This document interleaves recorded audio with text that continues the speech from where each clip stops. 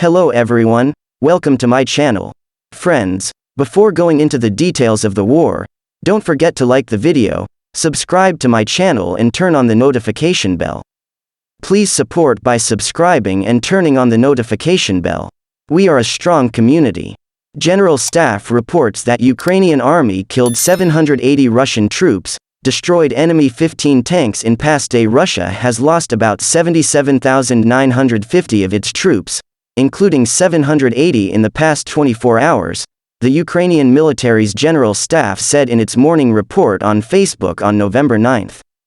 The General Staff said that in total, the invaders have lost over 17,000 units of military equipment, including tanks, 2,801, plus 15, armored combat vehicles, 5,666, plus 12, artillery systems, 1,802, plus 11, multiple launch rocket systems, 393, plus 2, air defense systems, 205, plus 2, warplanes, 278, plus 1, helicopters, 260, plus 0, UAVs, at the tactical operational level, 1,483, plus 7, cruise missiles, 399, plus 0, warships, boats, 16, plus 0, motor vehicles and fuel tankers, 4,227, plus 11, special equipment, units, 159, plus 2.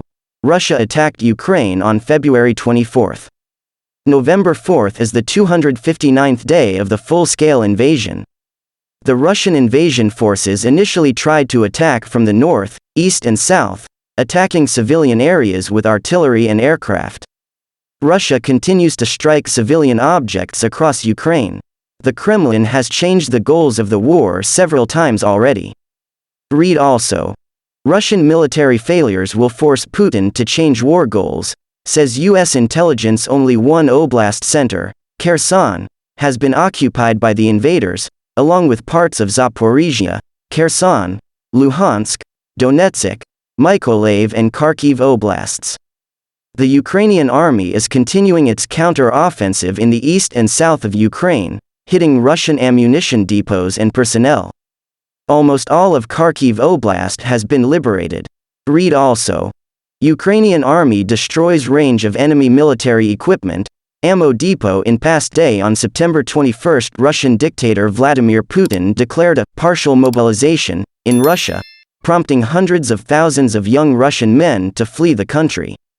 On September 30, Russia falsely claimed it had annexed 4 Ukrainian oblasts even as successful Ukrainian counter-offensives were ongoing. The Kremlin arranged sham, accession referendums in Ukrainian territory, and then published absurd, fraudulent results for them in an attempt to legitimize its occupation of Ukrainian territory. Most Russian companies registered in Georgia after February. According to a new report from Transparency International Georgia, there are 17,000 registered Russian companies in Georgia, more than half of which were registered after the start of the war in Ukraine. A report prepared by the Organization on Georgia's Economic Dependence on Russia and the Impact of the Russian-Ukrainian War says that in 2022 Georgia's economic dependence on Russia has increased significantly, although it has not yet reached the point where it faces a deep crisis after the break in economic relations with Russia. The report also states that some newcomers from Russia are in fact immigrants and have settled in Georgia. The organization notes that in January to September 2022, Georgia received about $2.2 billion in income from Russia through remittances, tourism and exports of goods, which is 2.6 times more than in January to September 2021 from the same sources. Some conclusions of the study. In March to September this year, about 9,500 Russian companies were registered in Georgia, which is 10 times higher than in 2021. In total, 17,000 Russian companies are registered in Georgia, with more than half of them registered after the Russian invasion of Ukraine. 97% of registered companies since March are sole proprietorships. This indicates that some Russian citizens have moved to Georgia permanently. In January to September 2022, Georgia's exports to Russia increased by 11% and amounted to $473 million. After the start of the war in March to September, exports increased by 6.3%, which was mainly due to a four-fold increase in the re-export of passenger cars. Traditionally, the export of Georgian wines is highly dependent on the Russian market. In January to September 2022, $109 million worth of wine exports to Russia accounted for 63% of Georgia's total wine exports.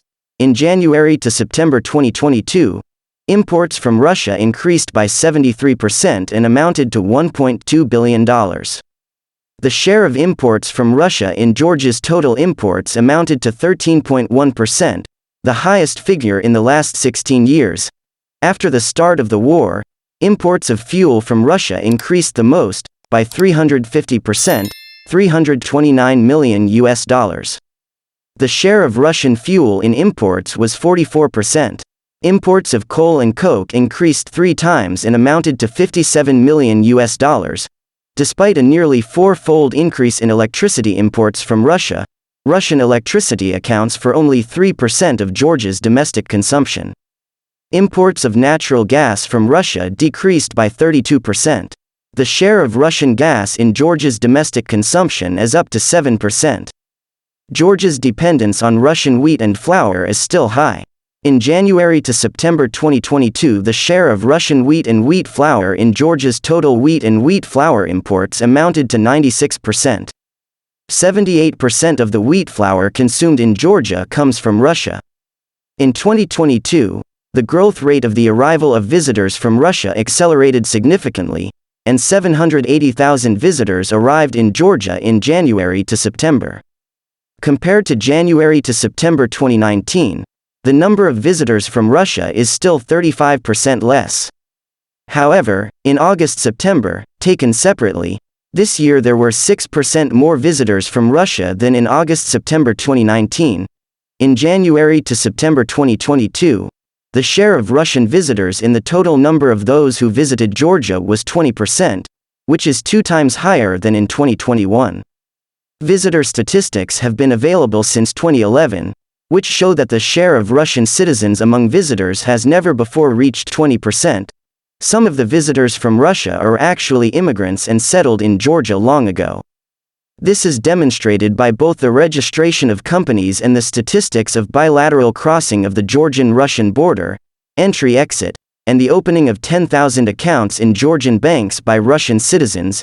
In April to September 2022, money transfers from Russia to Georgia increased 5 times and amounted to $1.135 million. The main reason for such a high growth is Russian citizens moving to Georgia who send money from Russia. In the first half of 2022, foreign direct investment from Russia amounted to $12 million. That is, $12 million of investments left the country. Significantly increased imports of Russian goods, remittances and the creation of companies by Russian citizens in Georgia increase the risk that Georgia will be used to circumvent sanctions imposed on Russia. Regardless of whether Georgia is being used for this purpose, the strengthening of economic relations with this country means that, in general, Russian businesses and Russian citizens can use Georgia to get out of the difficult economic situation created by sanctions in Russia. Since the war and sanctions have caused an economic crisis in Russia, which is likely to continue in the coming years, the growing dependence of Georgia on the Russian economy is also dangerous from a macroeconomic point of view. In the future, remittances from Russia, tourism and trade revenues are expected to decline significantly, hurting the Georgian economy.